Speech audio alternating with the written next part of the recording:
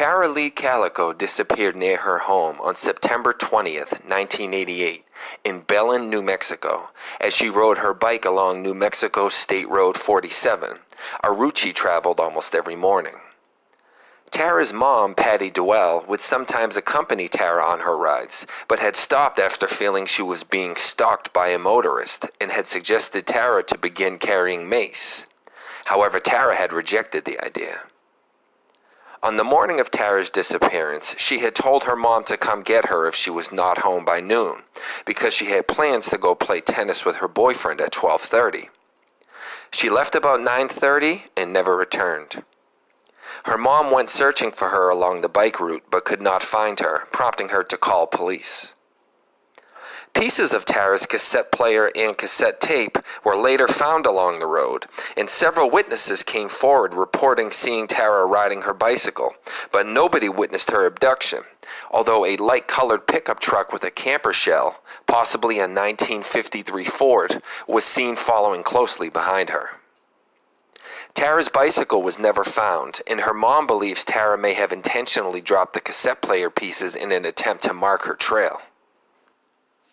9 months later, in Port St. Joe, Florida, a woman pulled into a convenience store parking lot and noticed a man with a mustache in his 30s sitting in a white, windowless Toyota cargo van. When he left, a Polaroid photo of a young boy and young woman tied up and duct taped were on the ground in the same parking spot where the truck had been. Police set up roadblocks but could not find the vehicle. An analyzation of the photo showed the particular film used was not available until May of 1989, helping investigators narrow down the time frame it could have been taken.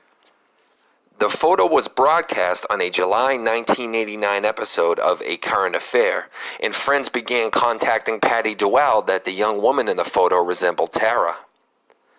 Dwell examined it and noticed a scar on the woman's leg was also identical to one Tara had received in a car accident, and one of Tara's favorite books, V.C. Andrews' My Sweet Audrina, laid next to the young woman in the picture.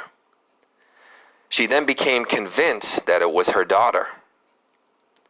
Consensus on the picture has been mixed at best, though.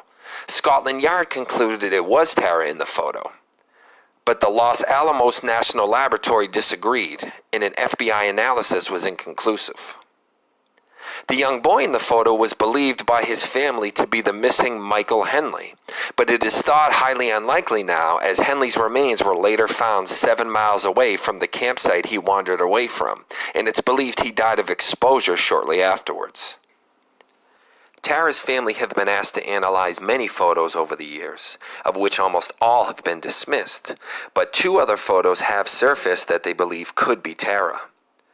The first was a blurry photo found near a construction site in Montecito, California, which shows a girl with tape covering her mouth and a light blue striped fabric behind her that is similar to that is on the pillow in the first Toyota van photo. The second showed a woman loosely bound in gauze tape, with her eyes also covered in more gauze and large black thick-framed glasses. Tara's sister says they cannot rule out any of the 3 photos, and that there was a, quote, striking, uncalming resemblance. But Patty believes the first photo is Tara, and the second one may be a gag. If it is Tara in either photo, it's proof she was not immediately killed after her disappearance, if at all, as the film for the first photo wasn't available until June of 1989, and the second February 1990.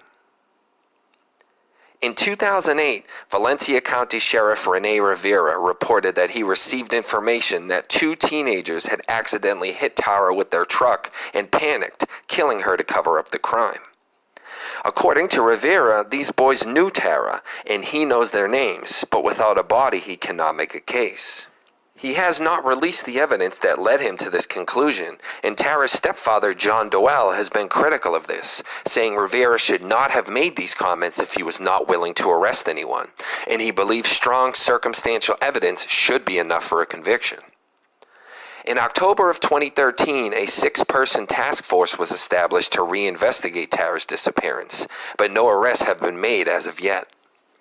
On October 1st, 2019, the FBI announced that they are offering a reward of up to $20,000 for precise details leading to the identification or location of Tara Calico and information leading to the arrest and conviction of those responsible for her disappearance. As of today, Tara's case remains open. So is it Tara in the first and subsequent photos? Or the mistake of a desperate family clutching at straws for some kind of answers, like Michael Henley's relatives? If it is Tara in the photos, how long was she kept alive after her abduction? Is she still alive today? These questions will remain until someone steps forward willing to provide answers.